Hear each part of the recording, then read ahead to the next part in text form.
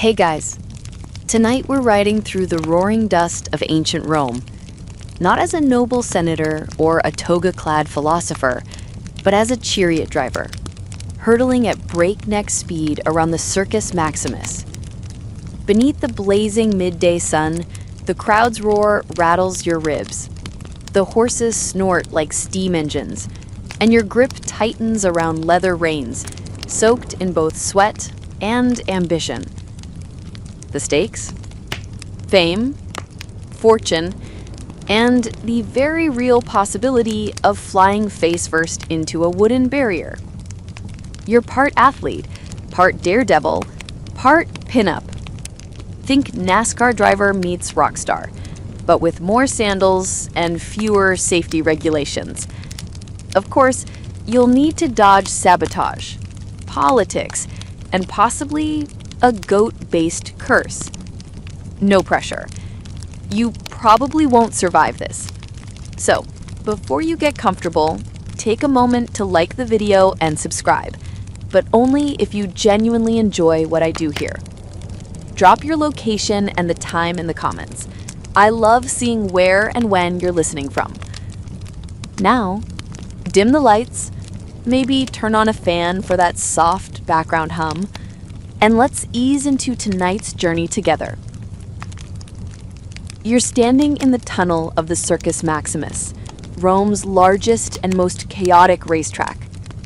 Over 250,000 people are already packed into the stands, buzzing like a beehive made of togas, sandals, and suspiciously watered-down wine. You're one of today's main attractions, even if your tunic still smells like yesterday's stable and your helmet's got a dent from last week's practice crash. You feel the dust in your nostrils before you see it, dry, hot, and flavored faintly with donkey. A stable hand hands you a talisman for luck, carved from olive wood, shaped like a winged carrot. Don't ask. It's supposed to help your horses run faster. You accept it with a solemn nod and stuff it into your belt pouch next to 3 figs and a very squished honey cake. There's a low, rumbling chant rising from the crowd. Rasata! Rasata! The red faction, your team. Fans wave strips of red cloth, toss laurel leaves, and stomp their sandals so hard the stone seats shudder. Somewhere across the track, the greens boo and hiss. They offer some rather rude hand gestures, which you pretend not to see.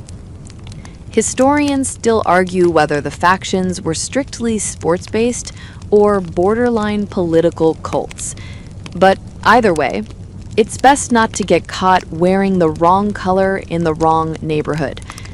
Your 4 horses, roped in and foaming at the bit, snort and shuffle anxiously. They're all named after various natural disasters: lightning, thunder, tremor, and Kevin. Kevin's the smart one. You pat his neck reassuringly, and he responds by sneezing directly into your face. Ancient Roman horse bonding. Very intimate. Behind you, a sweaty little man in charge of race logistics waddles up. His tunic is too short, and his scrolls is too long. You're in lane 3, he mutters, not looking up. Try not to die. You nod solemnly, as one does when given helpful advice. Then you tighten your reins and begin your walk to the starting gates. Every step echoes with the clatter of hooves and the whisper of distant prayers. The heat rises in waves from the sand, and for a moment, your eyelids flutter. You didn't sleep well last night. Too many olives, not enough wine. As you climb into the chariot, you glance upward at the sky, Roman blue, warm, uncaring. You mutter a half-hearted invocation to Fortuna, goddess of luck, and to Somnus, god of sleep. Because at this point, you'd be grateful for either. The irony isn't lost on you. You're about to perform one of the most adrenaline-fueled stunts in ancient history, and your dominant feeling is drowsy. Like a kid who woke up too early for a field trip and forgot the snacks.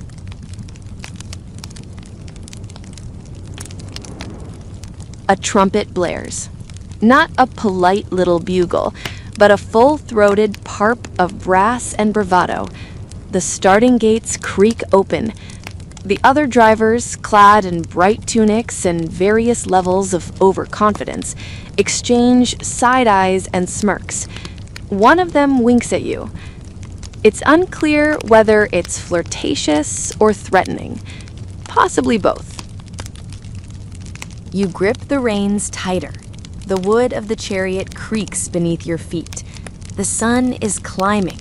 Somewhere behind you, someone sneezes again. Kevin. Always Kevin. And then you hear it. A sudden hush in the crowd. A breathless silence, like Rome itself is holding its breath. Then, boom, goes the starting gong. Your horses lurch forward as one, hooves pounding into the sand with the fury of 1,000 caffeinated toddlers. The reins snap taut in your hands. The chariot rattles like a poorly made shopping cart, and you are off, soaring into the chaos, half chariot driver, half hopes and prayers. The wind whips your face, sand slashes your cheeks. A bug flies into your mouth. You spit it out with great dignity. This is it, the start of the sleepiest, most chaotic, possibly dreamlike chariot ride in history. You're not sure if this is glory or a nap waiting to happen. But either way, there's no turning back now. Just 12 laps. That's all. What could possibly go wrong? You probably should have stretched.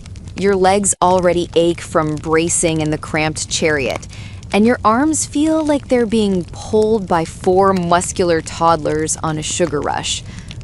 Lightning, Thunder, Tremor, and Kevin are not exactly subtle in their energy output. Still, you're moving. Fast. The roar of the crowd blurs into a kind of white noise, like waves crashing on a toga beach. Ahead of you, a blue driver whips around the bend with wild confidence. Behind you, a green charioteer mutters something in Latin that might translate to, "You drive like a philosopher." Rude. But you ignore them. You're locked in, focused, determined, and honestly, a little sleepy. The jolt of adrenaline hasn't fully kicked in yet, probably because breakfast was a situation. Rewind. A few hours, you were in the barracks behind the stables, trying to wake up to the sound of someone snoring like a dying goat. Your roommate, Marcellus the Merciful, a misnomer if ever there was one, had been up all night chanting race day mantras to his shoes. You rolled out of your straw mattress and shuffled toward the communal breakfast area, where the menu was limited to olives, leftover lentils, and posca, vinegar wine. Yes, vinegar wine. Because nothing says good morning like drinking something that tastes like athletic foot soak. To be fair, Romans had an experimental approach to breakfast. Some charioteers swore by pickled mice on toast. Others preferred barley cakes slathered with honey and fish sauce, which smelled exactly like it sounds. You settled for a boiled egg, a handful of dates, and a sip of goat milk that may or may not have been leaked. Then came the warm-up. You stood under a makeshift awning as your personal trainer, an ex-legionary named Titus, who considered blinking a weakness, rubbed your legs down with warmed olive oil.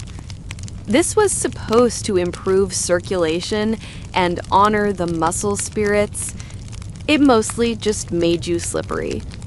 You did a few lunges, winced, and then moved on to your pre-race ritual, whispering to each horse individually.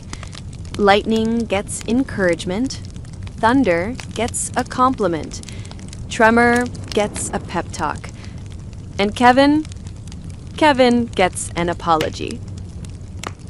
You always apologize to Kevin. He is the one most likely to step sideways at the worst possible time. He's not malicious, just Kevin. To top it all off, you dabbed a bit of perfume behind your ears. Not for vanity, just strategy. Historians still argue whether the crowd's reaction to your scent affected race outcomes, but honestly, you're willing to try anything. Lavender and laurel, with a hint of citrus. Rome's version of Ode to Victory. Now, back to the present. You jolt around the curve of lap 2, the chariot rattling so hard your teeth hum in Morse code. You almost drift into another racer's lane, but Kevin, unexpectedly, adjusts, pulling you straight again. Good boy, you mutter. To your left, a member of the white faction waves what looks like a chicken foot at you. Probably a blessing, possibly a curse. It's hard to say. Superstition runs deep here. Some drivers won't race without their lucky fig. Others avoid stepping on shadows before sunrise. You once saw a guy refuse to race because he dreamt of an eel. You learned early on to adopt your own blend of traditions. Before every race, you say the same 3 words. Don't die today. Then you tap the side of the chariot twice and eat exactly 7 pine nuts. That's it. Low effort, high charm. The real secret, of course, is balance. Not just physically, though balancing in a 2-wheeled cart pulled by unpredictable animals over uneven sand is, frankly, a circus act. But mentally, you've got to hold the tension. Feel the reins like extensions of your fingers, and somehow know when your opponent's going to make a sudden left turn into insanity. You pass a marker carved with the number 3. Lap 3. Not that you're counting, you're definitely counting. Your right hand is starting to cramp. Your left shoulder twitches from an old bruise. Your belt pouch flaps annoyingly in the wind, and you're beginning to seriously question the wisdom of that second boiled egg. Somewhere near the center of the track, a line of young boys are standing barefoot in ceremonial tunics, throwing flower petals and ducking very fast. These are the Pampa Kids, part of the pre-race parade. They were supposed to leave the track before the chariots launched, but apparently scheduling was not their strong suit today. You swerve slightly to avoid one. He winks. He winks. You think, vaguely, that he may have a future in politics. Now you're approaching a section of track known as the Spina, the central divider adorned with statues, fountains, and the occasional badly aging dolphin sculpture. It's also where the lap counters sit, little wooden eggs and metal dolphins that get flipped each time a lap ends. Ancient Rome had a lot of egg-based symbolism. Probably best not to ask. You see a familiar face standing near the spina. It's your manager/hype man, Rufus. He's holding a towel and a small sign that says, "Remember to blink." You blink. It helps. The sun is higher now, and the heat is starting to mess with your focus. Your vision ripples, sweat stings your eyes, and your head feels stuffed with wool. You dream of naps. You yearn for naps. A quick snooze behind the meta, the turning post, would be fantastic, but unfortunately frowned upon. One time, a charioteer named Felix allegedly nodded off for 2 seconds mid-race and still won. I suspect he made that story up, but still, what a flex. The track starts to shimmer. It feels like you're floating, or gliding, or dreaming. The rumble of hooves becomes a lullaby. Then, wham! A loud clatter from behind. Someone's chariot has lost a wheel. You don't look back. Eye contact in a wreck is like stepping on a rake. Bad things follow. But you feel the panic in the air, the way everyone suddenly tenses. You grip the reins tighter. Try to steady your breath. And somehow, you're still upright. Still in the race. Still, only halfway to the finish. 7 laps to go. And Kevin, bless his twitchy soul, hasn't sneezed in 10 whole minutes. You've hit lap 6 now, and it's starting to feel less like a race and more like a very loud, very dusty guided meditation. Except the guided part is 4 beasts snorting and foaming, and the meditation involves trying not to die. You lean into the next curve, your body tilted, the chariot's wooden wheels groaning like they're contemplating retirement. The wind, thick with sand and the scent of roasted meat from a vendor who's clearly multitasking, smacks your face. You feel every bump in the track as if it's been designed by an angry carpenter. The Circus Maximus is enormous, nearly 2,000 feet long and wide enough for 7 chariots to race side by side, assuming none of them value personal space. It's Rome's biggest entertainment venue, hosting everything from races to parades to the occasional animal-based spectacle. There's even a rumor that a particularly wild festival once featured a chariot pulled by ostriches. Historians still argue whether that's true, or just the world's oldest inside joke. You pass another lap marker, and the red section of the crowd, your crowd, erupts again. It's less a cheer now, and more like a collective wheeze, like they've been holding their breath for 15 minutes. Red banners flap like wild laundry in the breeze. One man is wearing a tunic fashioned entirely from stitched red handkerchiefs. Another has painted his face in stripes. One woman, standing dangerously close to the edge, screams your name with such intensity that your horses actually flinch. The fans are committed, and in Rome, team loyalty is more than just a pastime. It's identity. The red, blue, green, and white factions aren't just racing teams. They're tribal affiliations.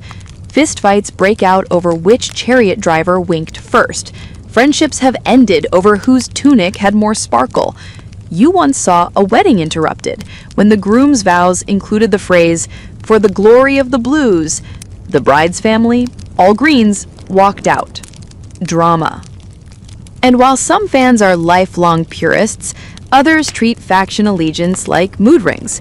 You raced for the blues last year, briefly, before switching to red. There were politics, a scandal involving fake laurel wreaths, and a mysterious envelope full of raisins. You don't talk about it. Ahead of you now is Scorpus, the legendary driver from the white faction. He's small, wiry, and terrifyingly fast. The kind of man who probably sleeps hanging upside down like a bat to save time. His chariot looks like it's been waxed with lightning. You hate him. You also kind of want his autograph. You pull closer. The horses surge, hooves pounding in rhythm. You can smell his chariot grease, a heady mix of pine sap, goat tallow, and what might be mint. The crowd senses the duel. They rise, shout, stamp, rattle their cups. Someone throws a chicken bone that narrowly misses your head. Now it's a game of inches. You lean in, every muscle tight, urging your horses faster. Lightning lets out a breath that sounds like thunder. Tremor stumbles slightly, but Kevin, glorious Kevin, holds the line. Your wheels edge beside Circus. He looks over. Smirks, the kind of smirk that makes statues jealous. Nice sandals, he shouts over the wind. You do not reply, not because you're intimidated, but because you genuinely forgot which sandals you put on this morning. The spina looms again, the turning post, a dangerously sharp curve where most crashes happen, is shaped like a massive egg, because of course it is, and ringed with statues of dolphins, gods, and one inexplicably judgmental-looking owl. You prepare to cut in close, real close. This is where races are won or spectacularly lost. You've done the math in your head.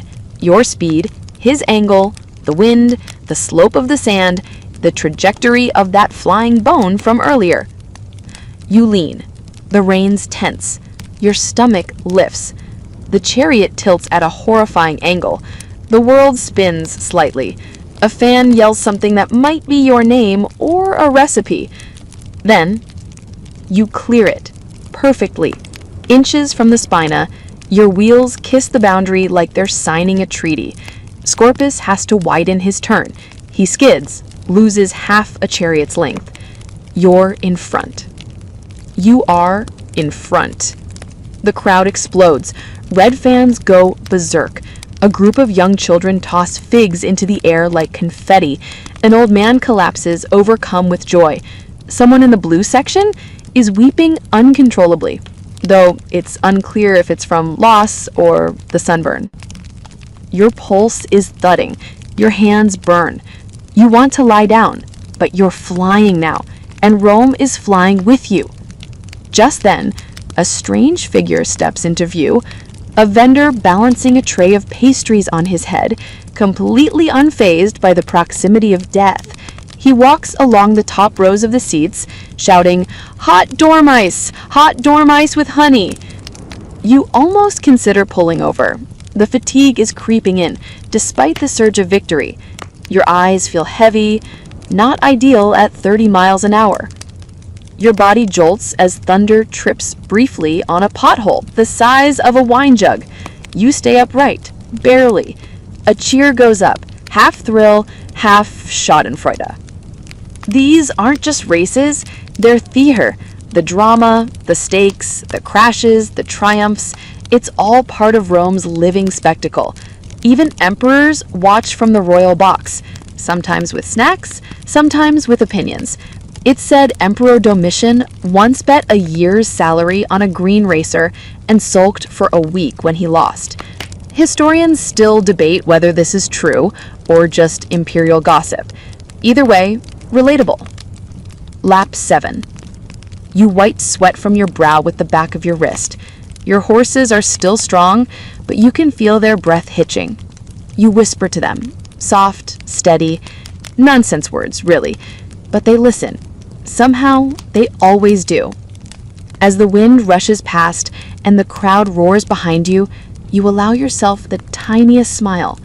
The wheels are holding, the horses are flying, and you, worn out, half-starved, half asleep, are winning.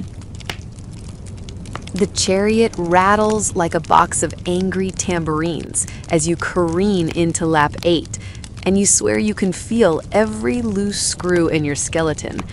It's not pain, exactly. It's more like your body is filing a polite protest with your soul. You lean forward just slightly, trying to gain more speed, though you're beginning to suspect your spine is compressing like a scroll in a rainstorm. The roar of the crowd has blurred into a single throbbing hum. You've reached that strange threshold of exhaustion where everything starts to feel dreamlike and oddly hilarious. You just passed a guy selling oysters at a chariot race. Nothing surprises you anymore. 12 laps, they said. Easy, fun, adrenaline-filled. Nobody mentioned how it feels somewhere between surviving a hurricane and fighting off a mid-afternoon nap. And you haven't even blinked in 2 laps. You're not sure you can blink anymore. Your eyelids might be locked open from wind pressure. The track is rougher this time. Either it's your imagination or one of the teams bribed the maintenance crew.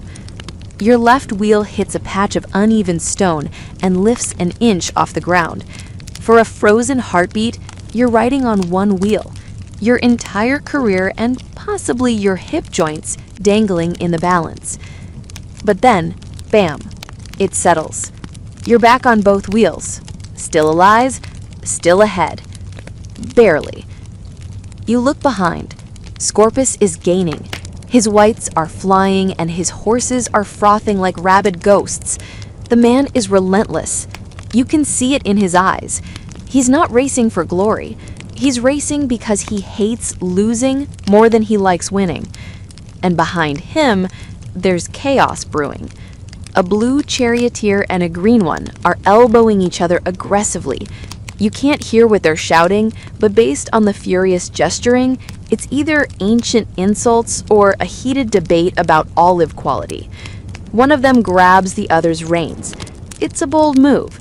It's also a stupid one. In a flash, the blue chariot loses its balance.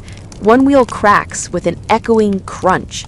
The cart flips sideways, launching the driver in a tragic and oddly graceful arc through the air. His sandals go flying in opposite directions. One of them lands in the lap of a noblewoman sipping watered wine. She barely flinches. The chariot itself explodes into kindling and shredded leather, kicking up a tornado of dust and horse panic. You steer clear, biting the inside of your cheek to stay alert. It's not just about speed, it's survival.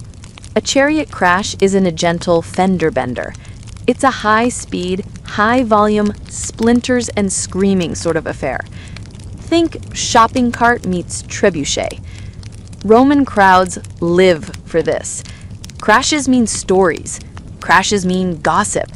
Crashes mean tomorrow's bathhouse conversations will be spicy. And historians still argue whether some of those crashes were engineered for entertainment. Did some teams subtly sabotage their rivals? Did some drivers intentionally take dives? No one agrees, and conveniently, everyone who might have known crashed. You steered tighter into the curve, nudging Kevin with your voice. Easy, boy. Not today. Kevin flicks his ears. He understands. Kevin always understands. You pass under the shadow of the imperial box, where Emperor Marcus Aurelius Antoninus, today's honored guest, is half watching with one eye open, the other decidedly dozing. He's been known to nap mid-race, to the annoyance of the fanatical Greens who once staged a full interpretive dance to wake him up. He doesn't stir as you pass. You'd like to think it's because you're so smooth, so polished, that your racing style is practically hypnotic. Or maybe it's just because he's had too much spiced wine. Either way, you are now officially faster than the Emperor's attention span. The sun is high and hot now, hammering your shoulders. Your arms shake. Your legs feel like figs left too long in the sun. You're running on adrenaline, muscle memory, and sheer spite. Lap 9. You notice a new smell. Burnt wood and horse sweat with a touch of something fishy? The sponsor banners lining the spina are fluttering. and one of them features your face, crudely painted, slightly cross-eyed, advertising Garum Imperialis, Rome's finest fermented fish sauce. You won that endorsement after placing first in last month's Storm of Mars race. You smiled, you waved, you held a jug of garum like it was sacred wine, and you've regretted it every day since. The worst part? It sells. People love it. Children in the street chant your name while waving fish-shaped dolls. There's even a piece of graffiti near the Subura that says, "He races fast and smells like mackerel." You're not sure if it's a compliment, but it's definitely been recarved 4 times. Endorsements are a big part of the Chariot scene. Win a race, and suddenly every sausage maker in Rome wants your face on their urn. Lose, and you're back to free olives and bruises. But for now, your fishy fame is paying for new sandals and occasionally imported figs. The curve comes again. You brace, tilt, slide. The horses respond like muscle-bound ballerinas. Someone in the stands faints, not because of your technique, just the heat, but you'll take it as a compliment. Lap 10. Only 3 more. And then sleep. A real one. Not the fantasy micro-naps you've been hallucinating between turns. You imagine it now. Your cot, your blanket, the faint rustle of hay as Kevin settles in beside your door, like a loyal, mildly judgmental friend. You smile again. Then, Scorpus pulls even. Of course he does. The man is made of ambition and vinegar. His horses, sleek, black, terrifying, snort as they match your pace. You glance sideways. He doesn't even look tired. He looks like he might be composing a poem in his head. His tunic is spotless. His teeth are aggressively white. You hate him. You also wonder if he uses imported goat milk. You take a breath. You roll your shoulders. You dig your heels in, give the reins a gentle flick, and whisper to your team, "Let's ruin his day." The horses surge. Your chariot groans but holds. The dust billows behind you like a cloak made of chaos. 3 laps to go, and the real race has just begun. Scorpus is right beside you, his chariot's wheels so close you could reach out and poke it, which is technically illegal, deeply unwise, and extremely tempting. He gives you a look. Not aggressive, not friendly, just professional disdain. The kind gladiators give each other right before someone gets a trident in the spleen. You respond with the time-honored expression of your trade, a slow blink and a barely perceptible shrug. Do your worst, your shoulders say, but I'm not giving you the inside lane. You're on lap 11 now, the penultimate circle of heat, sweat, sand, and several emerging leg cramps. Every nerve in your body is awake, and yet, oddly, so is your desire to nap. You're experiencing what scholars of modern sleep science would call catastrophic fatigue, but what ancient Romans probably just called Tuesday. Scorpus makes his move at the southern curve. He tugs his reins hard, veering to the inside in an attempt to cut you off at the spina. It's bold. It's risky. It's classic Scorpus. You respond not with panic, but with a firm nudge of your own, holding your line. Your left wheel bumps the spina ever so slightly, enough to make your molars vibrate, but not enough to slow you down. The statues of Neptune, Minerva, and a particularly sassy-looking goose god loom beside you. The crowd roars, not cheers, roars, a sound like a living storm. People are standing now, waving, screaming, tossing leaves and linen in the air. 2 women are sobbing with joy. A small child is banging a spoon against his own forehead. It's like they know. This is the climax. This is the bit they'll talk about in baths for weeks, reenacting it with wax figurines and exaggerated arm gestures. You and Scorpus are wheel to wheel, hoof to hoof, fame to fame, and yet, amid all this chaos, you notice something strange. You're oddly calm, focused, drifting almost, in a soft haze of motion and memory. You remember your very first chariot, a training cart with one mule and a wheel that always listed left. You remember the way your instructor barked orders between bites of olive tapenade and how proud you felt the first time you didn't crash into a cabbage cart. You remember the first time a crowd cheered your name, not just a faction's, but yours. A sound that made your ribs expand and your knees almost forget to work. You remember the sting of your first fall, the sand in your nose, the way the sky looked too blue, too smug. You remember limping away and promising the sky it wouldn't happen again. You snap back to the present just as Kevin does something miraculous.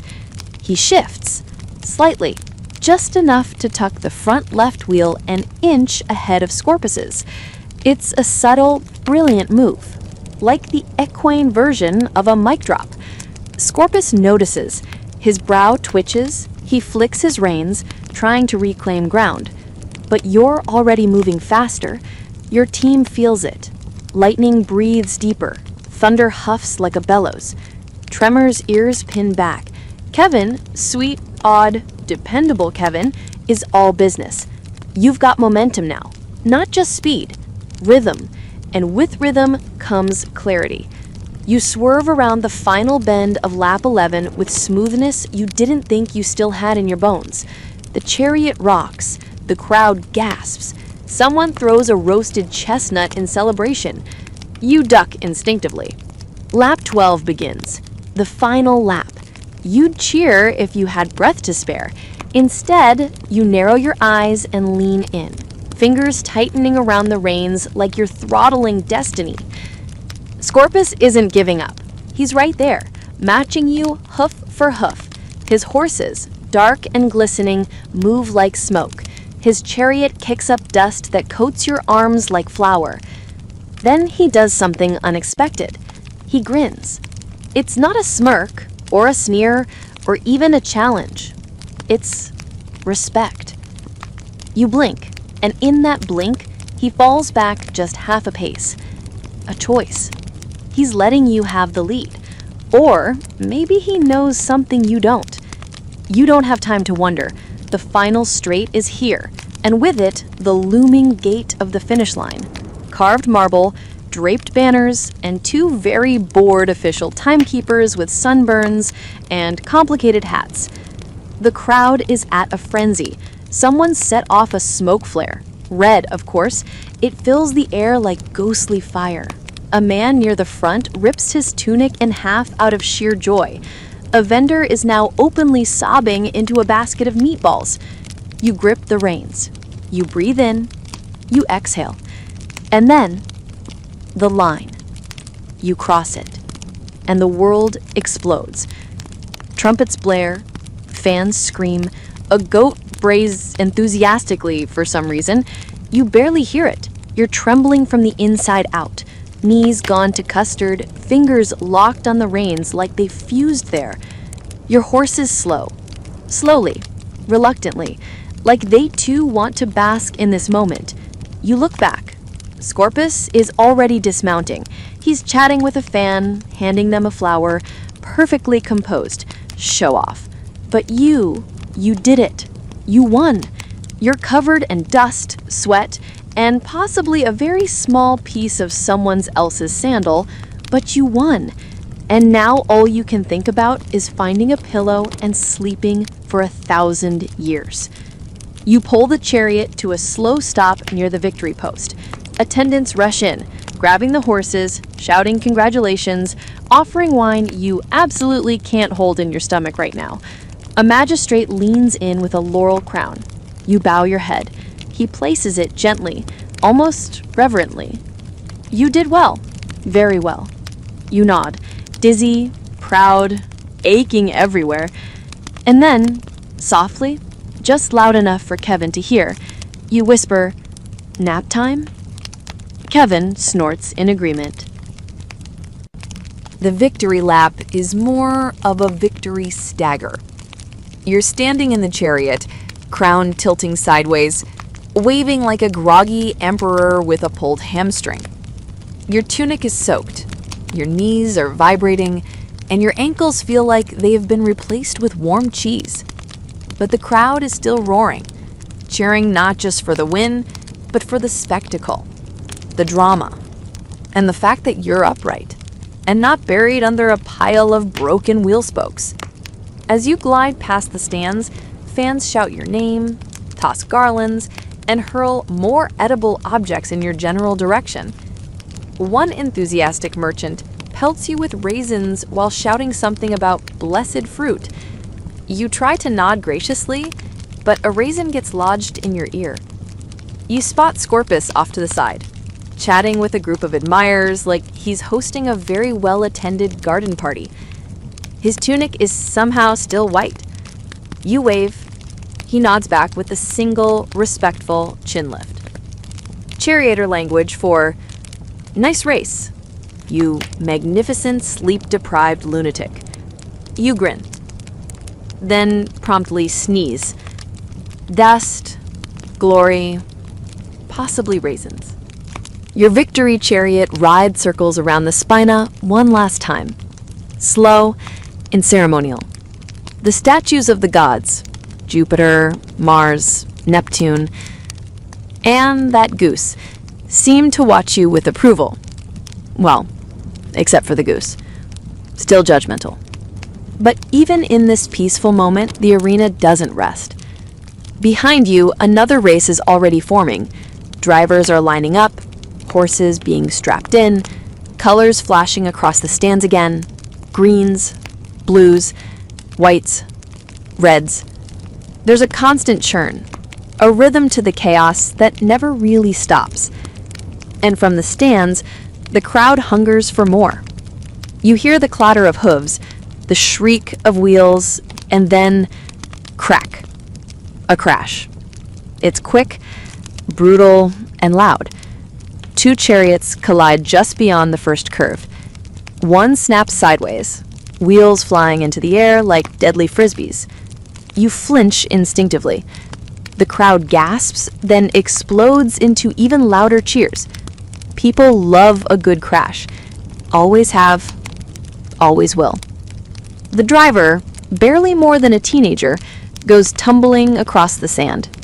Arms flailing, tunic riding up in a way that guarantees he'll be the punchline of bathhouse jokes for weeks. He lands hard, but after a few tense seconds, sits up and waves a fist. The crowd goes wild. He's fine. Well, physically. Emotionally, that's another scroll entirely. You dismount from your chariot, wincing as your feet hit solid ground. Your legs, which had been functioning on muscle memory and divine intervention, suddenly realize they have been tricked and threaten to give out. An attendant rushes over with a wet cloth, a cup of water, and a fist-sized honey cake. You take all three. You scrub your face with the cloth, drink the water in one long gulp, and then stare at the honey cake like it's the crown jewel of Britannia. You eat it slowly. Every bite is glorious. A young fan approaches, maybe 9 or 10 years old, holding a crude clay figurine painted in red. It's clearly supposed to be you. The tunic, the helmet, the smudged look of sleep deprivation. The boy offers it shyly. "For you," he says. "You're my favorite." You take it, heart warm, eyes misty, possibly dust, possibly emotion. You thank him, tussle his hair, and watch as he runs off with the kind of joy only a child in a world of danger and pastries can feel. You clutch the figurine like it's sacred.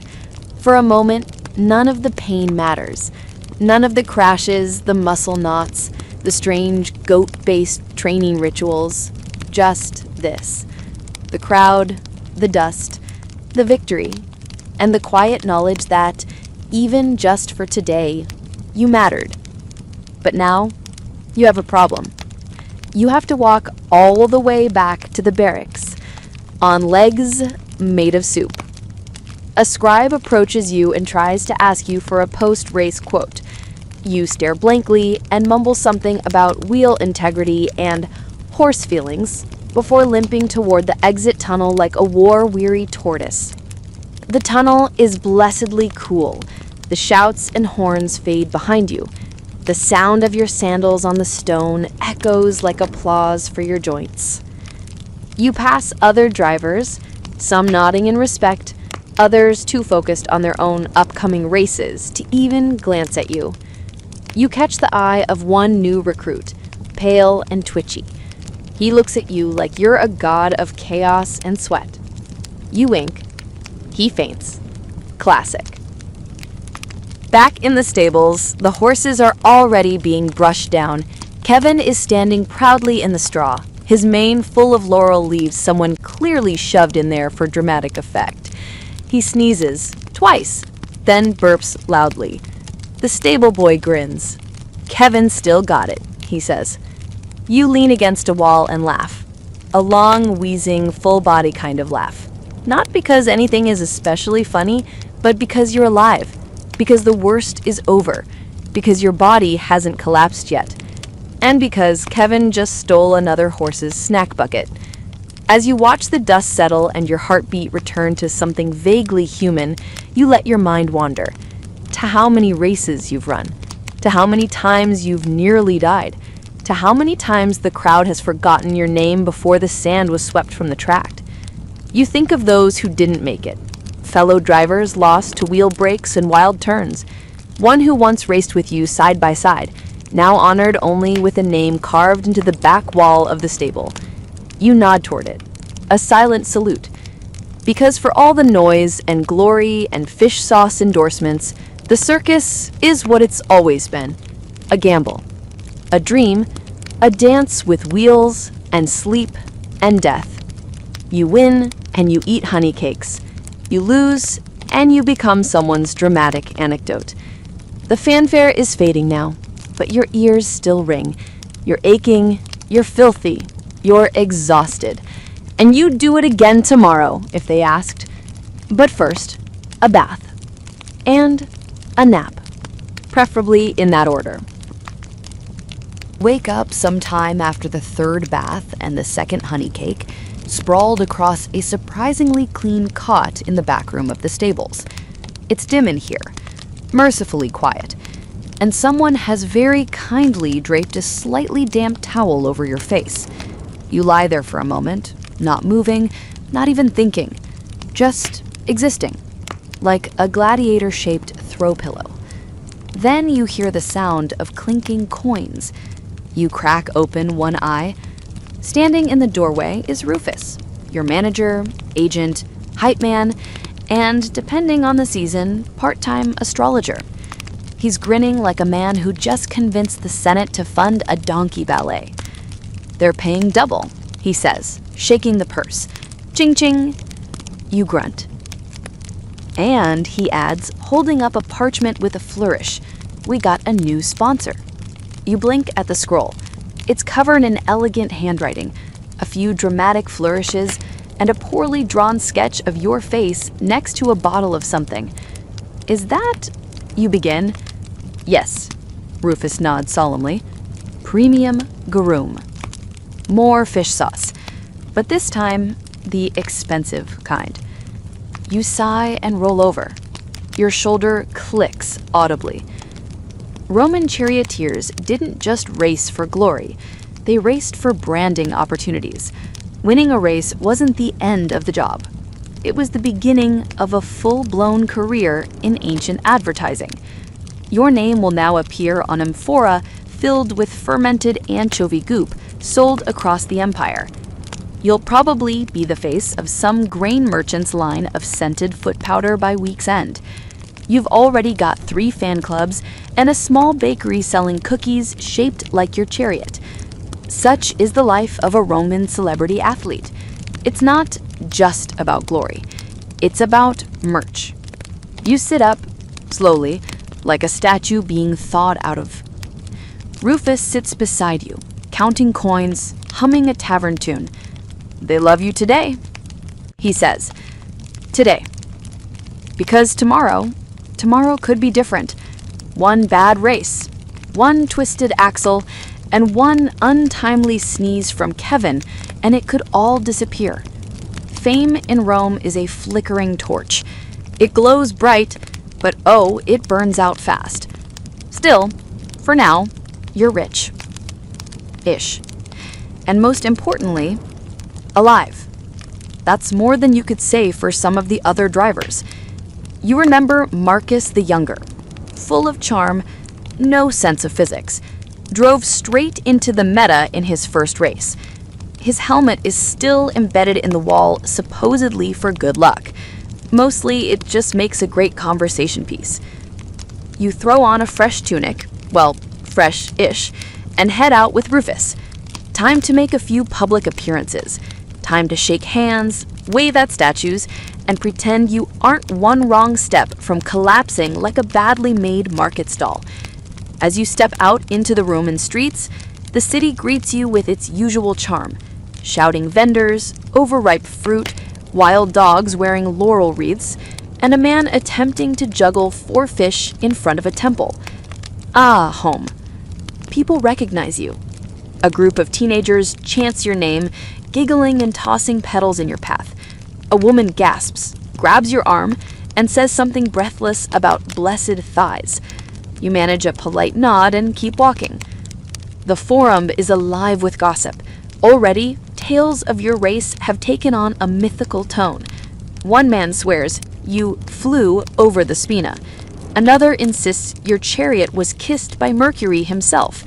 A third claims you bribed the gods with olive cake. None of it is true. All of it is wonderful. You make your way to the fish sauce amphora warehouse, where a painter is struggling to get your nose right on a label. It currently looks like you've been punched by Jupiter. "Fix that," Rufus mutters. He looks like a startled mule. You pose patiently, arms crossed, trying not to sneeze. Garum is, after all, an aroma that demands attention. Somewhere in the back of the warehouse, workers are singing a song about your victory. The chorus involves clapping and a rather complicated dance move involving a broom. After that, it's off to the baths. Because nothing says celebrity like bathing with strangers who want to ask you intimate questions while scrubbing their armpits. Inside the bathhouse, the heat envelops you. Steam curls through the air like lazy smoke. Slaves ladle hot water into massive stone pools, and nobles recline on benches discussing politics, philosophy, and your biceps. You sink into the caldarium, the hottest bath, and try not to wince as your body finally realizes it's not in mortal peril anymore. A senator floats by on a wooden seat, raises his cup, and says, "Fine race, son. Got a granddaughter who'd fancy you if you're not too attached to your kneecaps." You clucker politely. You've been proposed to more times this week than you've had actual meals. Eventually, you dry off, wrap yourself in a linen robe, and rejoin Rufus, who's waiting in the frigidarium, the cold pool, wearing a garland of ivy and eating grapes like a toga-clad satyr. You've got 3 interviews, a dinner invitation, and a statue unveiling tomorrow. He says, chewing thoughtfully. Also, someone from the Temple of Fortuna wants a lock of your hair. "No," you say, instantly. "Right," he nods. "Said you'd say that." You shake your head, smiling despite yourself. This is the price of fame. The money's good, the food's better, the attention is relentless. But part of you still misses the simplicity of the track, the wild chaos, the thunder of hooves, and the feeling of being tethered to the world by nothing more than reins, instinct, and the stubborn will of 4 horses who don't quite understand how fragile you are, especially Kevin. Kevin, who once bit a marble statue because it looked smug. You head back to the stables in the evening light, hoping to sneak in a quiet moment before someone asks for an autograph on their forehead. Kevin is there, munching contentedly. You scratch his ear. "Don't let it go to your head," you murmur. He sneezes on your sleeve. Fame is fleeting. Kevin is forever. You can't sleep again. You're lying on your cot, staring at the wooden beams above you like they owe you an explanation. Outside, the stables creak and shift, horses snort in their stalls, and somewhere in the city, someone is singing an off-key love ballad to the moon. It's very passionate. It's also very loud. You roll over. The laurel wreath someone left on your pillow crunches. You groan and throw it across the room. It lands on Kevin, who doesn't flinch, just chews it a little more dramatically, as if to say, "I deserve this crown more than you ever will." He might be right. You sit up, rub your eyes, and sigh. This is the problem with Chariot glory. The adrenaline wears off, but your mind doesn't. It keeps racing, long after the track is quiet. You keep feeling the sway of the chariot, the taut pull of the reins, the weight of 100,000 eyes. You hear the wheels, the hooves, the crowd chanting your name like a mantra with bad breath. You know you should rest. Tomorrow is another race. But sleep? Sleep is for people who haven't seen a man's face turn blue from fish sauce fumes in a post-race banquet. You slip outside, sandals crunching softly on the dirt. The night air is cool, damp with the kind of fog that makes the torches glow like sleepy fireflies. The stars stretch out above you, endless and smug. Rome at night is a different beast. It's quieter, but not peaceful. The bakers are already stoking ovens, rats shuffle like tiny conspirators across cobblestones, and somewhere not too far off, a couple is arguing in what sounds like 3 different languages. You walk past a small shrine to Mercury, flick a coin into the basin, and mutter something about, "Please don't let Kevin bolt tomorrow." The god doesn't answer. Classic Mercury. As you turn the corner, back towards the training yard, you find your fellow charioteers already gathered. A few are tossing dice, others are half-heartedly stretching, and one is doing lunges in a way that suggests he recently hit his head. Circus is there, of course, serene as ever, balancing on one foot while feeding an apple to his horse with the other. Show off. You nod at them all, and they nod back. It's the kind of quiet camaraderie only shared by people who regularly risk their lives for sport and snack money. Someone mentions a new team of drivers arriving from the eastern provinces. Sleek chariots, gold-trimmed uniforms, the kind of horses that look like they bathe in olive oil and judgment. "They brought their own personal bard," someone grumbled. "Oh, good," you mutter. "We'll die to a soundtrack." It's always like this. New blood arrives, full of ego and foreign spices, and the balance shifts. Some will be brilliant, some will crash before they finish the first lap, and a few, just a few, might survive long enough to earn a nickname. You didn't get yours until your 8th win. They call you the sleeper. At first, it was a joke. You'd nodded off in the prep room and had to be shaken awake moments before your race. You still won. Barely. Now, the name sticks. They say you move like you're dreaming, that you drive with the calm of someone halfway into a nap, that your eyes are always half-lidded, like you're not quite there, but you are there. Always. Calm. Unshaken. sleepy, but deadly. You stretch a little, badly and with many unfortunate cracking sounds, before heading back to the stable.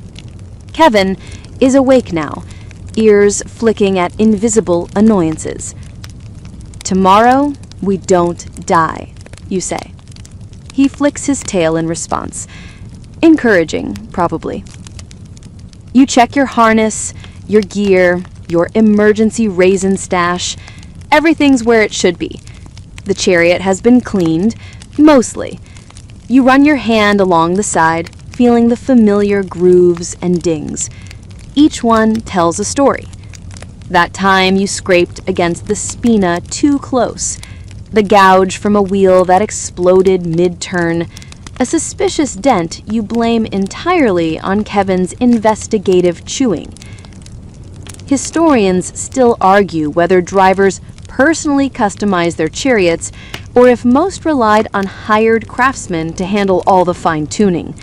In your case, a bit of both. You've got a favorite carpenter and trustee who swears by elm over ash, and you've personally reinforced your axle with brass strips because nothing ruins a nap like dying violently. Satisfied, you settle down on the straw beside Kevin's stall, not quite ready to return to bed, just thinking. Your mind drifts to your family. Your mother, still pretending she doesn't know what you do for a living. Your brother, who once tried to copy your race technique on a goat cart and fractured his dignity. And your father, who used to race himself, long ago, before his leg gave out. He rarely speaks of those days, except to complain about today's drivers being too dramatic. He came to your last race, though, stood in the shadows, arms crossed, pretending not to care. You saw him. You felt it. The pride, the fear, the shared memory of wheels spinning too fast, of a body pressed against the limits of control and reason. You hope he sleeps better than you do. Eventually, the night grows thicker. The fog curls around your feet. Even Kevin stops chewing. You stand, dust yourself off, and finally, return to your cot. You lie back down. Still not sleepy, but quieter. More still. Outside, the city murmurs. Inside, you breathe. And somewhere between breath and thought, between dust and destiny, you find the faintest edge of rest. Just a whisper of it. And you hang there, suspended, balanced, waiting for the next race.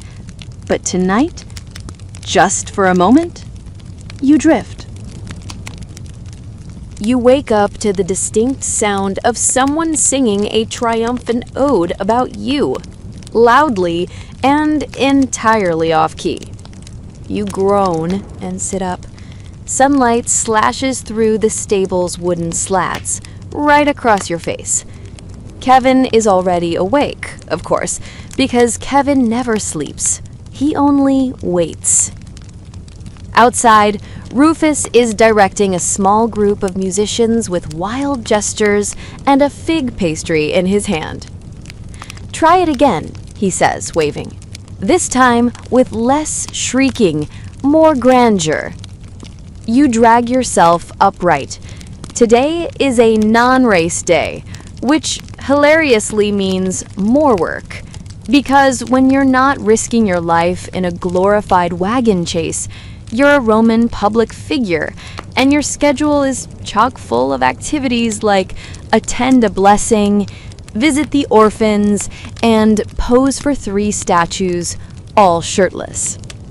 Breakfast is goat cheese, flatbread, and an accidental gulp of bathwater from the wrong jug. You chew thoughtfully while watching a very serious artist sketch you from a dozen angles, frowning every time you blink. "Maybe try not blinking," Rufus suggests. You respond with a long, unblinking stare. The artist drops his charcoal. You win. Later, you're paraded through the streets on a platform, not a chariot, surrounded by garlands, yelling fans, and at least one chicken that definitely wasn't invited. The crowd chants your name, or close to it. One woman keeps shouting, "Sleever," which is either a pun or a sewing compliment. You wave, try to look regal, and casually duck as a child throws what you hope is a boiled egg. The procession stops at the Temple of Victory. A priestess greets you with a mixture of reverence and confusion, as though she expected someone taller. She anoints your forehead with oil and murmurs a prayer about divine wheels and horse minds free of mischief. You're about to thank her when Kevin, tied just beyond the altar, lets out a spectacular sneeze that sends two acolytes diving for cover. "Omens," the priestess whispers, eyes wide. Yeah, that tracks. The ceremony concludes with you lighting a ceremonial torch and holding it aloft, while standing very still so the wind doesn't blow the flame into your hair. Somehow, you survive. Afterwards, Rufus insists on dragging you to a meet and greet with upper-class patrons, wealthy merchants, minor senators, and one man who claims to be the unofficial ambassador to Atlantis. You nod politely and accept a gold ring that looks like it once belonged to an octopus. While you're there, you're introduced to a man named Gaius, a former champion charioteer turned race strategist. He wears a robe far too elegant for the dusty sport and carries a scroll like a dagger. You're good, but not immortal. You raise an eyebrow. He continues. Everyone hits a wall. Some literal, some reputational. Cryptic, slightly threatening, probably true.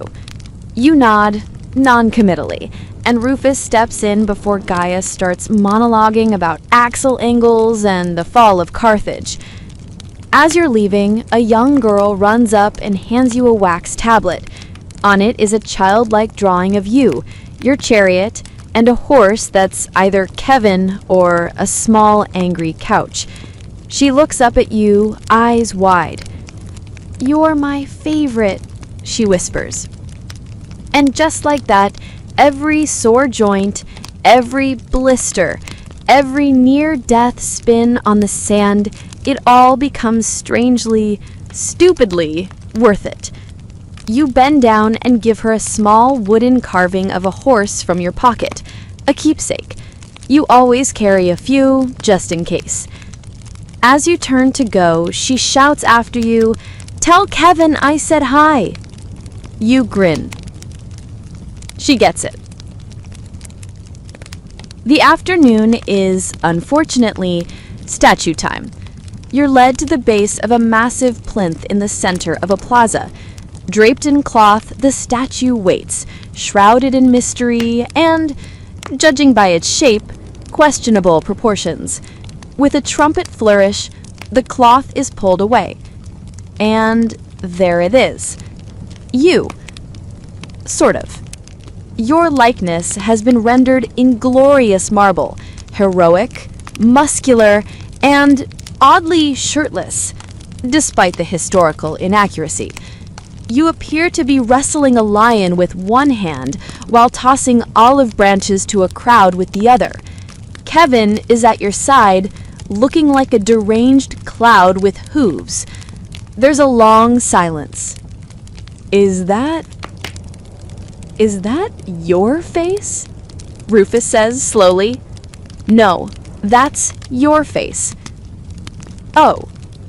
A child in the crowd screams in delighted horror. The sculptor bows proudly. Historians still argue whether Roman statues were meant to be accurate depictions or just glorified propaganda. Judging by your heroic chin, which you definitely do not have, you're guessing the latter.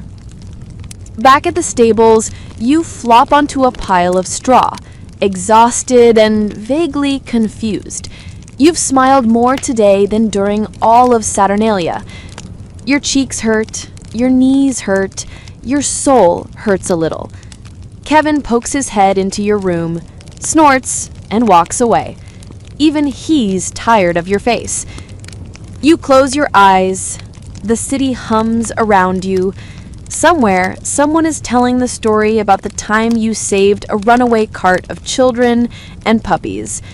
You never did that, but you don't bother correcting it. Some myths deserve to live. You drift a little, not quite asleep, just floating in the half place between memory and hope. Then you remember, tomorrow a foreign ambassador's son wants a friendly race, which means another chariot ride, another crowd, another chance to fall off the edge of glory into an undignified faceplant. And somehow, you're not even dreading it. You're curious. You want to feel that wind again, that mad swing around the corner, that thunder in your bones. Because in this life, you don't chase sleep, you chase speed. You are the sleepiest charioteer in history. And Rome runs on dreams like yours. You wake up to shouting. Not the usual morning shouting. This is urgent shouting. The kind that makes your skin prickle before you're fully conscious. You sit bolt upright, your heart pounding like a drumline at a gladiator wedding. Rufus bursts into the room, sandals half on, toga flapping behind him like a panicked sail. He says, "Get up," he breathless. "They moved the race." You blink. Moved it where? To today. You stare at him. That's not how races work. He says, "Tell that to the ambassador's son. He offered 10,000 cisterni for a same-day event. Said he wants an authentic Roman thrill, so they bumped it up. You're up in 2 hours." You squint at him. "Is this about that statue?" "No. Yes. Maybe." You sigh. Time to move. You throw on your gear with sleepy fury. Tunica, bracers, a thick leather belt. Kevin gets a quick brush and an extra ration of figs, which he accepts with thinly veiled disdain. You can already hear the noise from the Circus Maximus. The buzz, the hum, the greedy roar of anticipation. The ambassador's son is named Lurco, which you think means glutton. He's tall, sunburned, and dressed like a heroic fresco. His chariot gleams like polished bone, and his horses look like they've been fed pearls and compliments since birth. He offers you a big, oily smile. Ready to lose to the future of international diplomacy? You nod solemnly, ready to not get trampled by the pasty future. He laughs, not sure if you're joking. You're not sure either. Rufus pulls you aside. He's rich, but soft. Go easy on him, but not too easy. We don't want him thinking he can buy the league. You want me to beat him gracefully. Exactly. With dignity, subtle flair, no wheel-to-wheel violence. Got it, you say. You absolutely do not got it. You and Kevin roll out into the arena. It's smaller today, just the elite seats filled, mostly dignitaries and their fanning assistants, but the energy is no less electric. You see Gaius in the crowd, arms folded, watching like a hawk judging a particularly clumsy beetle. The horn sounds. You lower your body, grip the reins. Kevin shifts, ready. You whisper, "Let's not kill him, but let's scare him just a little." The gate slams down. You're off. Lurco's chariot jerks forward, too fast. He doesn't brace, and his shoulders nearly fly out of socket. You take it slow, letting Kevin fall in just behind. The track curves. You see him glance back. Smug. Too smug. He leans into the turn. Mistake. His wheel bites into the dirt too hard. He overcorrects. The chariot lurches like a drunken turtle. You slide past him with surgical elegance. As you do, you say softly, "Welcome to Rome." He looks at you, startled. And then you're gone. Not fast, effortless. Kevin floats. The reins hum in your hands. The wind lifts your tunic in a vaguely undignified way. But you don't care, because this is it. That sleepy, sacred place where it all makes sense. The race, the dust, the rhythm of hoof and breath and balance. The almost nap of glory. Lurko tries to catch up. Bless him. But he's bouncing like a sack of figs in a thunderstorm. His horses are good, but untrained. His turns are wide. His confidence is collapsing like a badly baked honey cake. You let him get close near the final lap. Just close enough to feel hopeful. Then you take the last corner tight. Chariot tilting, one wheel kissing the stone divider with the grace of a ballerina and the menace of a thunder god. You cross the line ahead by a hair.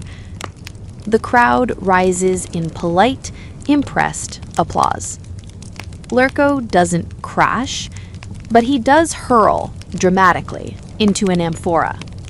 You trot over, dismount, and help him up. He coughs once, pats your arm, and says weakly, "I think I saw Jupiter." Probably. He's a fan. Back in the stables, Rufus claps you on the back so hard your soul briefly leaves your body. "Perfect," he says. "You made it close, you won, nobody died, Lurko's handlers just paid double for a post-race portrait, and we got a banquet invite." You slump onto a stool.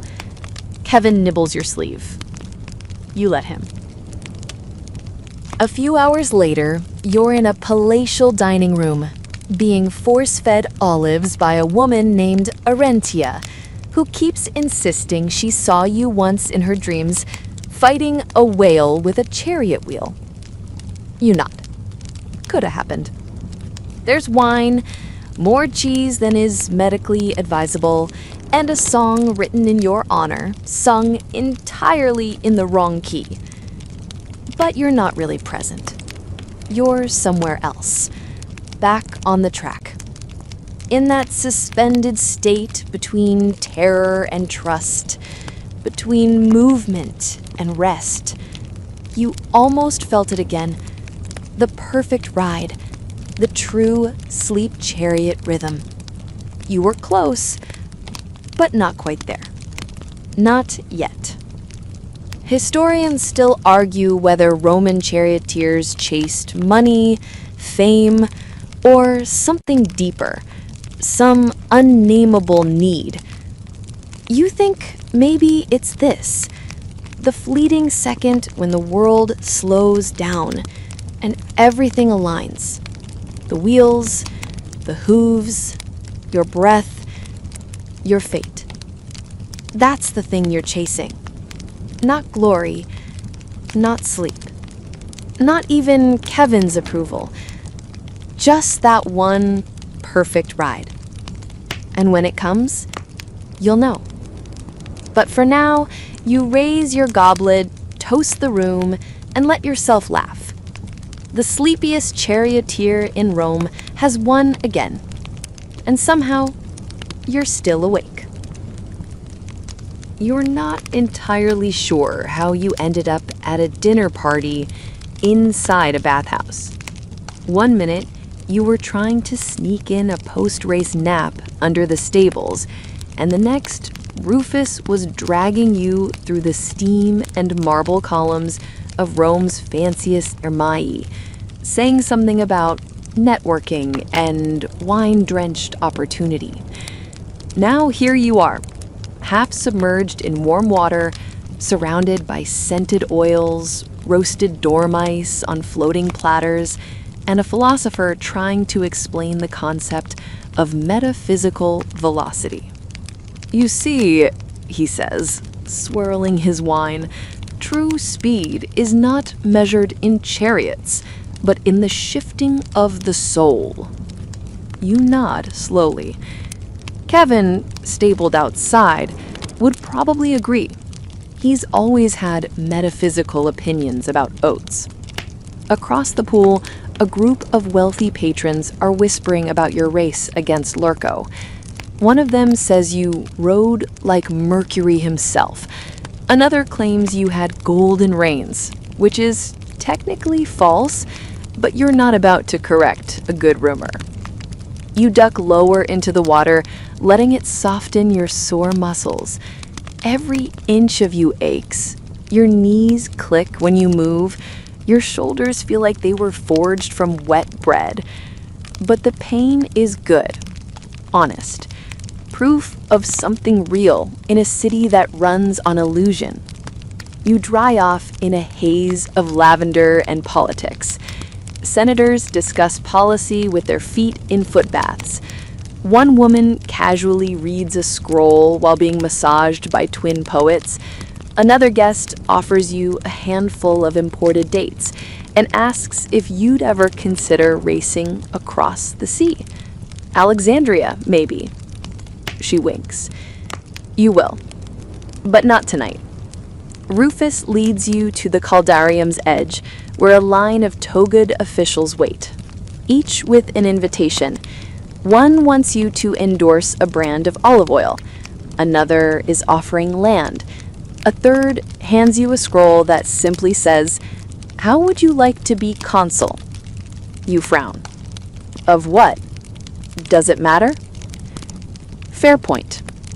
Historians still argue whether the most famous Roman athletes were truly admired or merely used, propped up like statues, then replaced when the shine wore off. You think about that as you pocket the scroll. Then you excuse yourself. Time for some actual rest. You're walking home under a swollen moon when you hear it. Music from a side alley. Soft, strange, and wild. You follow the sound, turning down a street you're mostly sure is real. The buildings lean in like gossiping grandparents. At the end of the alley is a torch-lit courtyard and a small troupe of dancers, musicians, and performers from the outer provinces. One of them spots you. You, Chariot Man. You brace for another fan rant. Instead, she hands you a lyre and says, "You play." "I don't." "Perfect." They strike up a rhythm, drums, flutes, and a weird double pipe thing that sounds like a sleepy goose with ambition. You strum aimlessly. No one laughs, no one judges. The dancer twirls barefoot in the dust. Someone throws petals, someone else tosses olives. Both are treated with equal reverence. You sit down. The world quiets. You find yourself smiling. It's moments like this, unplanned, undignified, human, that make Rome feel less like a beast and more like a friend. A weird, loud, olive-tossing friend.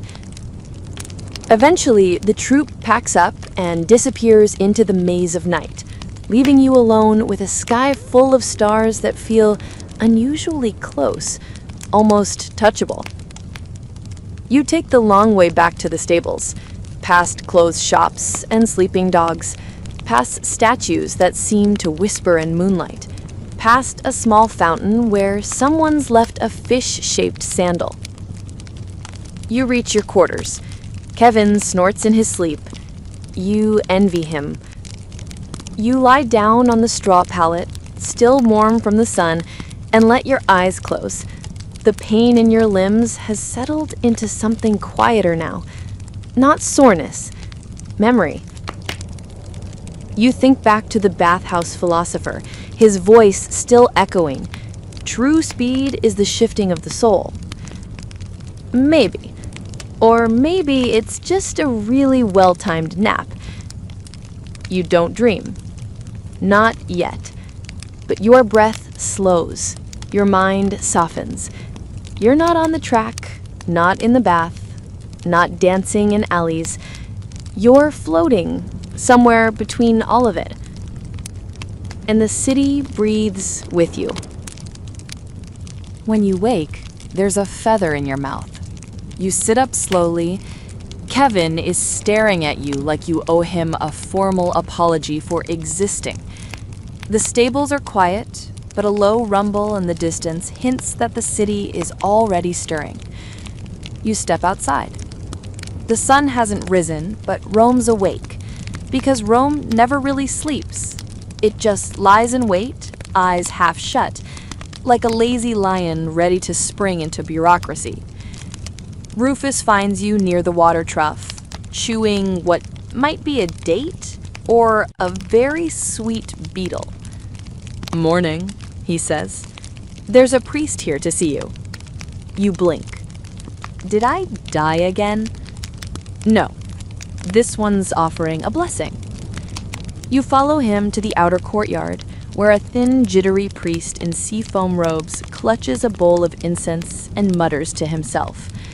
He looks up. "Are you the one who drove with the swan-legged horse?" Kevin neighs, insulted. You shrug.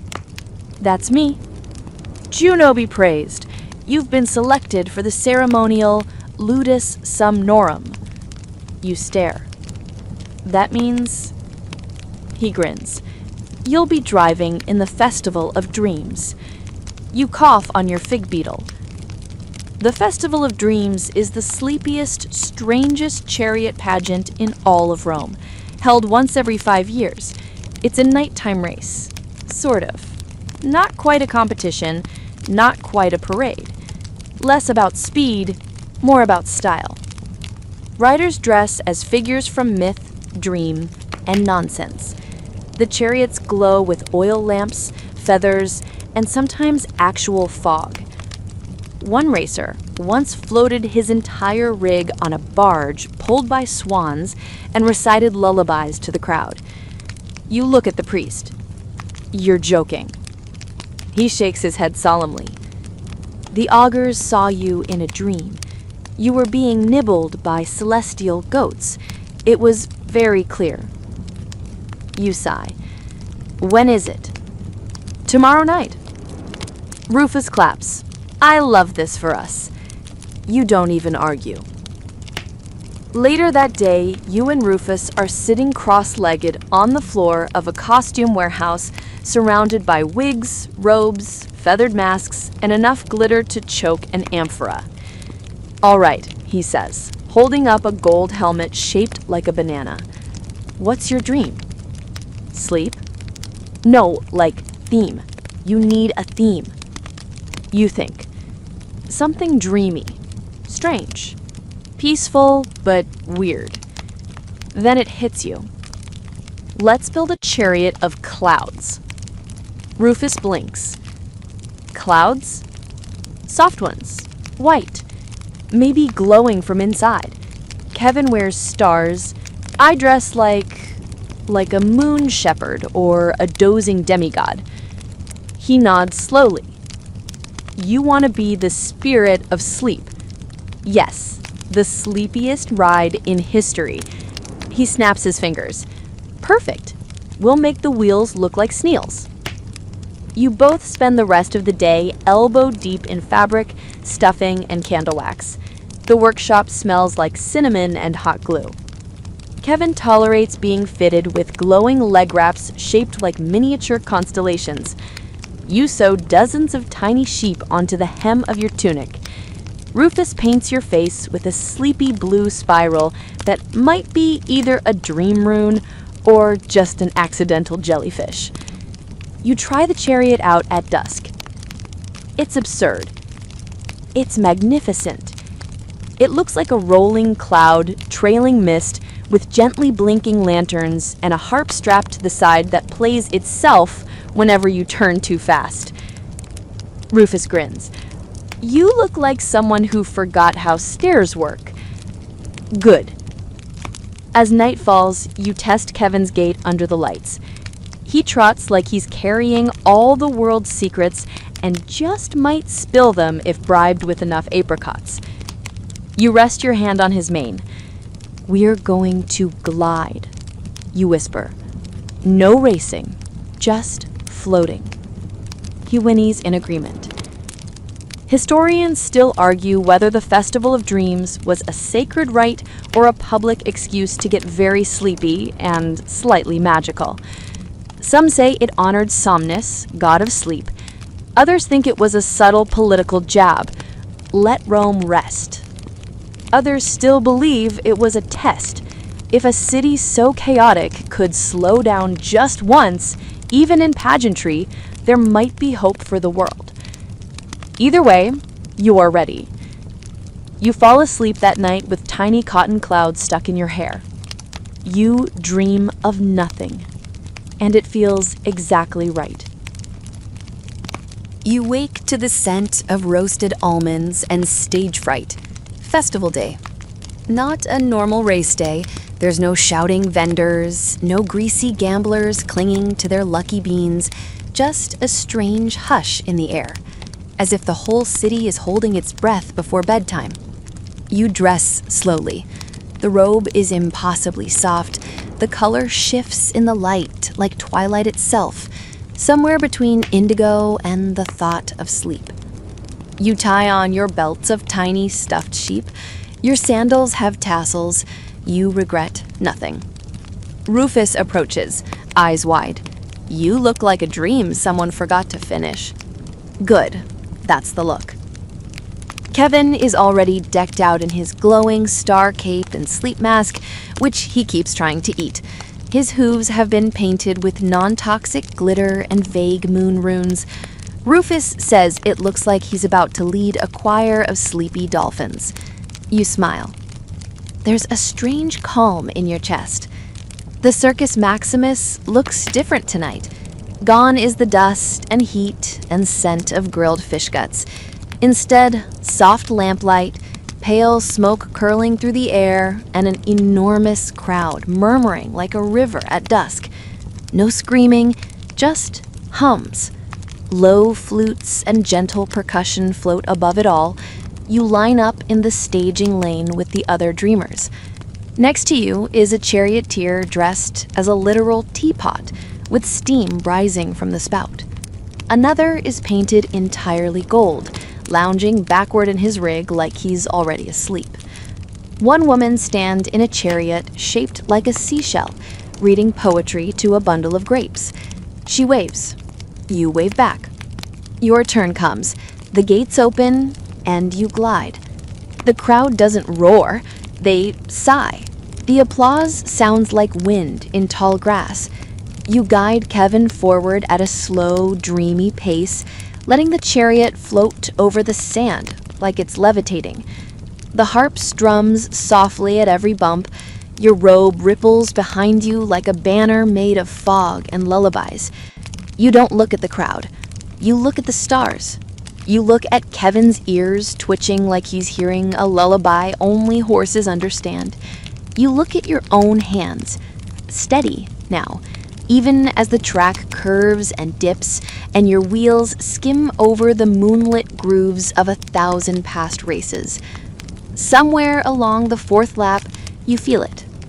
Peace. Not the fake kind, the real kind. The kind you only get when you stop chasing, stop performing, stop needing to prove anything. Just being. You smile. The fifth lap, a handful of petals drift down from the stands. The sixth, someone tosses you a miniature pillow with your name embroidered in gold thread. The seventh, you hear a child whisper, "That one's the dream rider." Your chest tightens, in the good way. The eighth lap is for you. No gods, no glory, no sponsors. Just Kevin. Just sleep. Just silence. You complete the circuit and roll gently into the finish, where festival officials drape you with a garland of poppies and hand you a scroll that reads, "Official Sleepiest Performance." You raise it once, lazily. The crowd swoons. You're escorted off the track with a quiet fanfare played on panpipes. Rufus meets you with tears in his eyes. You didn't fall asleep. I almost did. Kevin nuzzles you with pride and probably hunger. You're back in your quarters before midnight. Your costume is folded carefully, your garland hung above your bed. Kevin snores beside you like a log full of bees. You lie down and realize it's quieter than it's ever been. No cheers, no hooves, no Rufus yelling about fish sauce. Just your breath and your heartbeat, and the knowledge that, for once, Rome let itself drift. Historians still argue whether the Festival of Dreams ever had a political purpose. Some claim it was a ritual to soothe the city after a crisis. Others say it was invented by an emperor with chronic insomnia. But you'll always remember it as the moment you stopped chasing victory and just rode the wind. You roll over. One sheep falls from your belt onto the floor. You let it go. Tomorrow, the circus will roar again. But tonight belongs to dreams. By morning, your feet remember that you've been riding for years. They ache, not sharply, not like they used to after real races, but with a warm, creaky heaviness, like a house settling into its foundation. You stretch. Kevin groans. Rufus brings you breakfast and tells you it's officially the day of reclining. You believe him. You spend the morning wrapped in a linen blanket, sipping warm, spiced milk, while Kevin gets a celebratory hoof trim and a braided mane courtesy of 3 neighborhood children who think he's a unicorn in disguise. You don't correct them. You're famous again, Rufus says over his shoulder, flipping through a papyrus newsletter. It's interpretive. You raise your brows. Do I look dreamy? You look like a melting onion.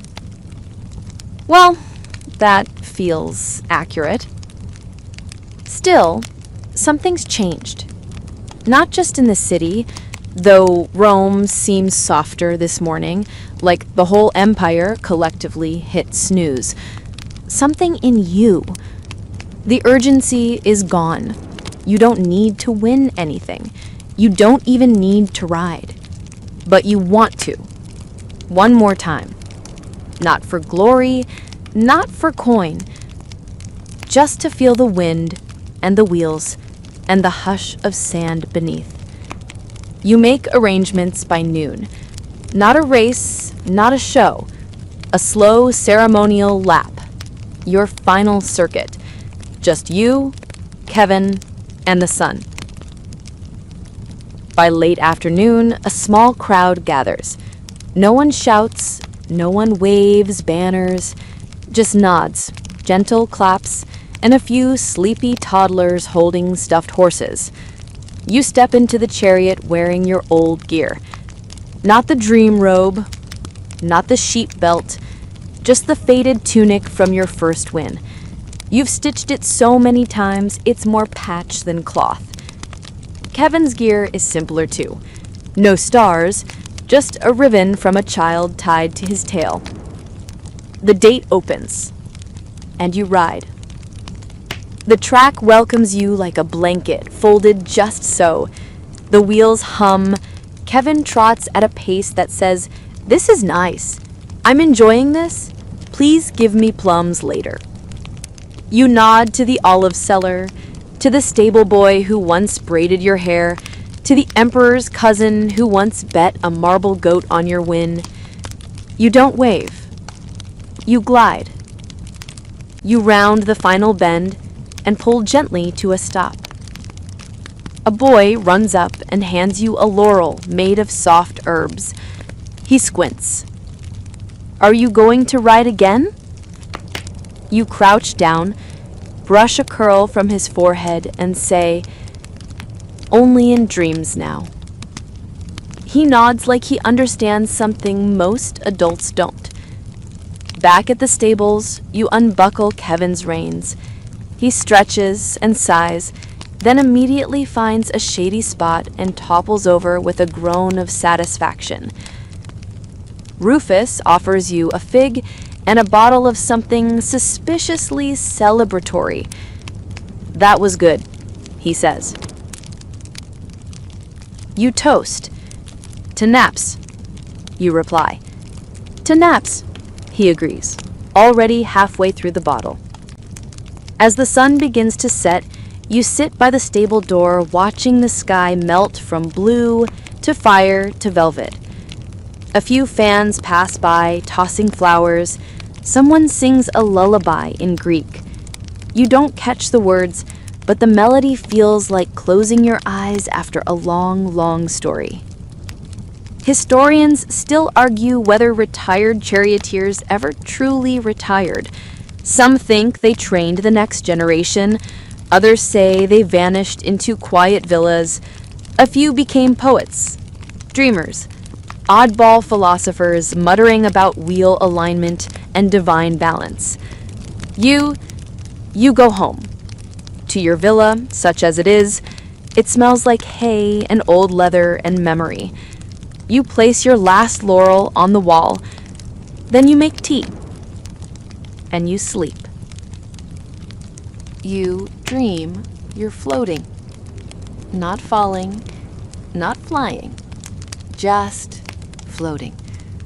On a bed of clouds, shapes like chariots, pulled by horses with stars for hooves. Kevin is there, of course, but he's wearing glasses and reading a scroll about ancient beat-based lineaments. He doesn't acknowledge you, which somehow makes perfect sense. You drift through a sky filled with whispers. Not voices, exactly. More like the echo of pages turning in a quiet library.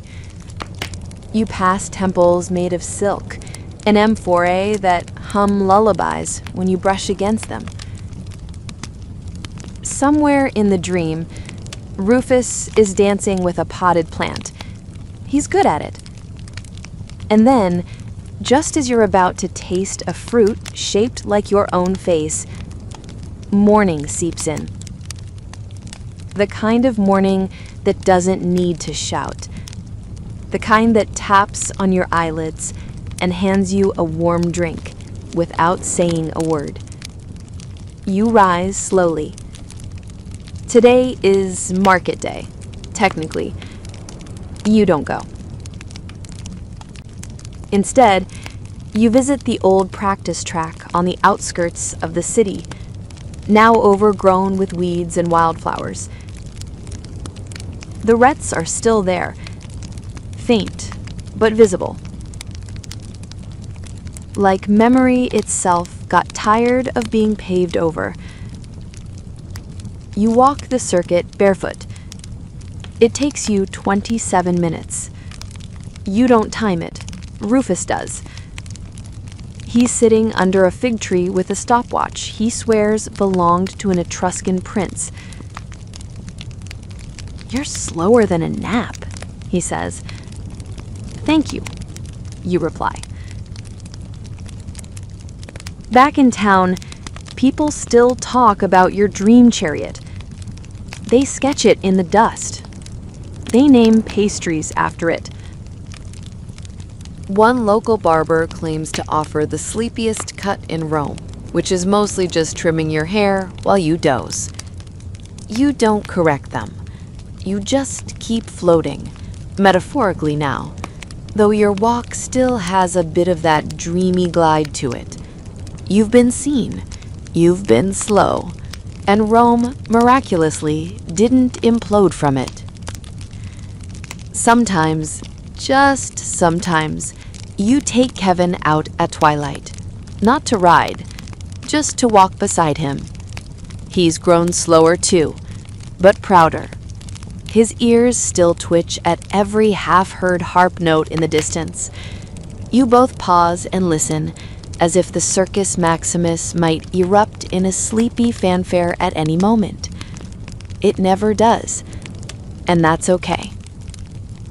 Historians still argue about your final years. Some say you became a mystic, preaching rest as revolution. Others claim you ran a pillow shop that doubled as an underground napping cult. A few even say you were seen in far-off Gaul, gliding down rivers on a fog chariot pulled by swans. You don't confirm or deny. You just sip your tea. And you smile, because you know the truth. The sleepiest chariot ride in history didn't end in fireworks, or tragedy, or even applause. It ended like this. With silence, with peace, with a long, slow exhale under a sky full of stars. So now, as your body settles into the mattress and your thoughts begin to soften around the edges, imagine that quiet track once more. Not the roar of the crowd, not the blur of speed. Just the gentle roll of wooden wheels over cool sand, the hush of a sleeping city, the soft flicker of lanterns swaying on the breeze. You're not racing anymore. You're gliding, coasting through memory and imagination where time doesn't matter and nothing needs to be won. Feel the reins in your hands, light as silk. Kevin's steady breathing beside you, warm and familiar. The dream robe brushing against your legs. Somewhere in the distance, a harp strums lazily with the wind, as if even music is yawning now. Let your shoulders drop. Let your breath deepen. You've done enough today. You've been enough. Let the wheels slow. Let the world blur gently into mist and moonlight and the quiet comfort of having absolutely nowhere else to be. No gate to pass through, no finish line to chase. Just this moment, this drift, this dream. Now close your eyes and ride the softest lap of all. Good night.